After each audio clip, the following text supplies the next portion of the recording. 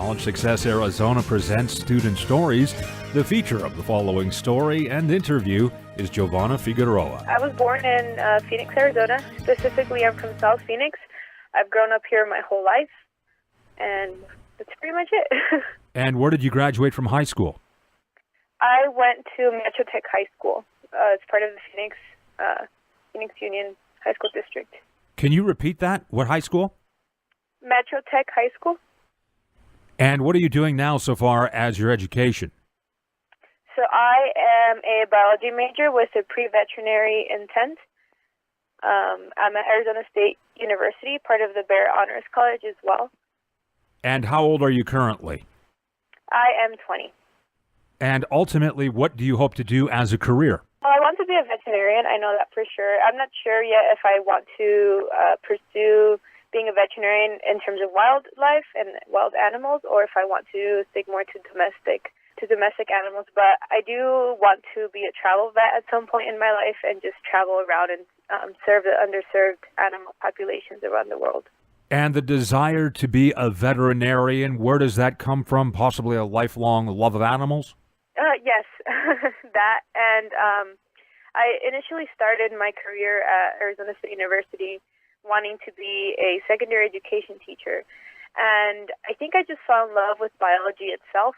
I was initially wanting to be a secondary education teacher for biology, and then going into Arizona State University, I just completely fell in love with biology. And I started also volunteering at a pet shelter that's close to ASU, and it's called Lost Our Home Pet Shelter. And I just completely fell in love with the animals, and combining my passion for biology and my passion for these animals that are so loving and tender, and just all they want in life is to be your companion. I just really realized that this was a population that I really wanted to help.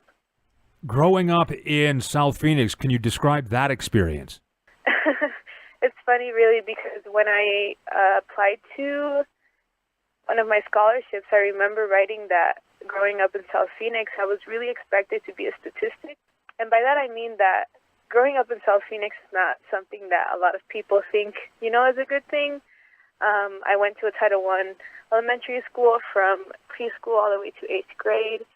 I graduated in a class of about 30, 40 students, I think. And, being Mexican-American and from South Phoenix and a female, a lot of people don't expect you to go to college or, even graduate from high school. So I was very lucky to have teachers that helped me and that believed in me to help me apply to go to college. And when I was in 8th grade, I actually became a recipient of the Jack Hancock Foundation Scholarship. And that was all because a teacher just believed in me and encouraged me to apply. And after I got that scholarship, well, my life has been so different from then. And South Phoenix, people in Phoenix that know the area think, oh, that's the hood or a bad area. Yeah. But then when you spend some time in a neighborhood, I've been to South Central Los Angeles, South Phoenix, I've never really had a problem. I mean, maybe that's just my sensibility or whatever, but do you think a lot of that just gets hyped? Because a lot of the crime, wherever it occurs, is bad person on bad person. Is it overstated, do you think? Well, there is crime everywhere, for sure. I'm not sure if it's overstated. I do think that our neighborhoods down here do need support and help. I do think that our neighborhoods are often overlooked, and that we do need, as much as help and support, especially in our public schools, as we can get. But like you said, I do think that there is crime everywhere as well, and it's not just something that's a novelty to this area of Phoenix. And back to your education, being a veterinarian, that's pretty much comparable in terms of the requirements to be a doctor of animals as it is in MD. It's pretty similar, isn't it? Yes. So you have quite a long road ahead of you. Yes. So you're going to graduate. Tell me again your degree from from ASU, what your degree will be. Right now I'm a biological sciences major, but I just found out that we don't technically have a veterinary degree or pre-veterinary degree at ASU. Well, there's one, but it's at Polytechnic, and it's still not called pre-veterinary. It's called something like biological sciences, animal neurology, and behavioral something. And but right now I'm a biological sciences major at ASU. And so you graduate with your bachelor's degree, then you have what, another 4 years of medical school? Yes, veterinary school. Veterinary school. And does ASU have a veterinary school? No, I think the nearest veterinary school here in Arizona is at the U of A.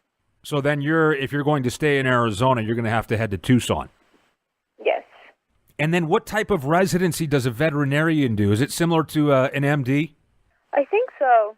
So far as this love of animals and working with animals as a veterinarian, is it just broad-based to include all animals, or in your mind, do you have a specific species of animals that you want to work with, like a dog, a cat, lions, tigers, snakes, anything in mind where you'd like to specialize? Well, I'm not sure yet. I recently traveled to Nicaragua, and I did a 1-week internship with World Vets there, and it mostly centered on doing spays and neuters for dogs and cats around from the neighborhood. And I really, really, really, really enjoyed that. And I think that's something that I want to do. But I'm also, this semester, I'm doing an internship at Arizona Animal Welfare and Welfare League and SPCA. And there I'm going to be a small exotic animal keeper. So frogs, snakes, Madagascar hissing cockroaches, small mammals, and other animals like that. So I really don't know at this point. I want to try to work with as many different animals as I can to make sure that I make the right decision. But I think I'm really open to trying anything out at this point. The scholarship from College Success Arizona provides up to $6,000 per year for educational expenses. Can you tell us how that's helped you financially? Well, it's helped me immensely. My expected family contribution is 0. So, anything, and not only that, I don't think that it's just about, the financial aspect, but the fact that they're willing to give us an educational advisor that is helping us. My educational advisor actually helped me put together my resume and my cover letter for the internship that I got for this semester. So just knowing that there's someone there that's always available to help. And I even contacted her during summer hours, so we weren't in school.